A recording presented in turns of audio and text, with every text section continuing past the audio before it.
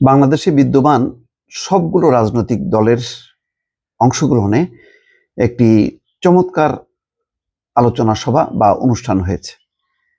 এটির আয়োজক ছিল নোয়াব, অর্থাৎ সংবাদপত্র শিল্পের মালিকদের প্রতিষ্ঠান নোয়াব। তারা একত্রিত হয়েছে এবং সেখানে বিষয় ছিল আক্রমণের মুখে স্বাধীন সাংবাদিকতা ও গণমাধ্যম প্রতিষ্ঠান, রাজনৈতিক দলগুলোর সঙ্গে মত বিনিময়। এটি অত্যন্ত গুরুত্বপূর্ণ।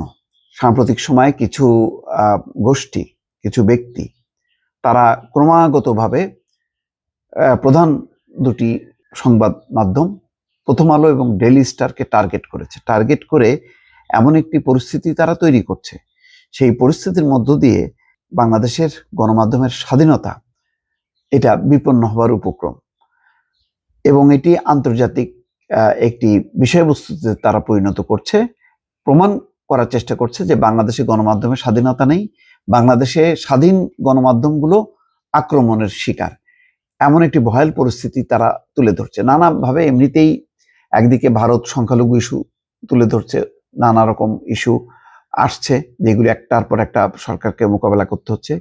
তার মধ্যে হঠাৎ করেই শুরু হয়েছে প্রথম আলো এবং ডেইলি স্টারের বিরুদ্ধে তারা রীতিমতো শুধু প্রতিবাদ সমাবেশ না, বিভিন্ন অফিসে, গণমাধ্যম অফিসে, জেলা ভিত্তিক বিভিন্ন অফিসে তারা আক্রমণ চালাচ্ছে।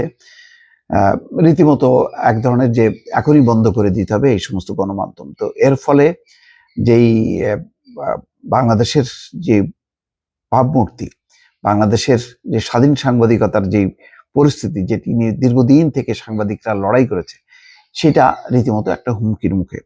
সেই হুমকির বিরুদ্ধে আজকে সকল রাজনৈতিক দল, বলা যায় এই মত বিনিময় অনুষ্ঠানে দেখেন বিএনপি, জামাতে ইসলামী, ইসলামী আন্দোলন, জাতীয় নাগরিক কমিটি, বাংলাদেশ জাতীয় পার্টি, বাংলাদেশ খেলাফত মজলিস, নাগরিক ঐক্য, গণ অধিকার পরিষদ, বাংলাদেশের কমিউনিস্ট পার্টি, গণসংহতি আন্দোলন, বাসদ সহ 13টি রাজনৈতিক দল ও সংগঠনের শীর্ষ পর্যায়ের নেতারা এসছে এবং তারা যেটি বলেছে যে গণমাধ্যমের উপর আক্রমণের প্রতিবাদ জানিয়ে বিএনপি সহ রাজনৈতিক দলগুলোর নেতারা দেশের স্বাধীন সাংবাদিকতা ও মত প্রকাশের অধিকার নিশ্চিত করার পক্ষে শক্ত অবস্থানের কথা তুলে ধরেছেন।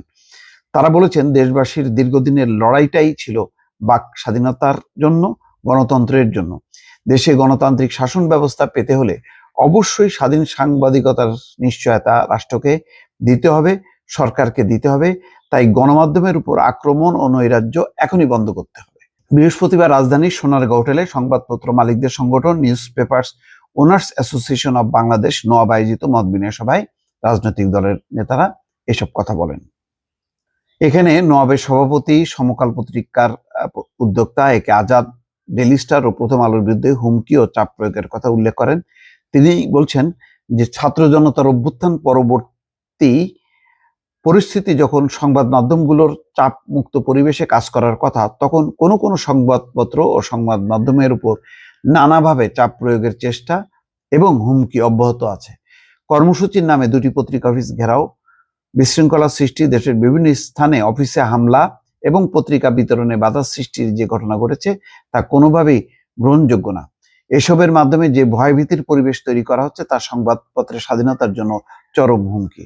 একে আজাদের পাশাপাশি গুরুত্বপূর্ণ কথা বলেছেন মির্জা ফখরুল ইসলাম আলমগীর।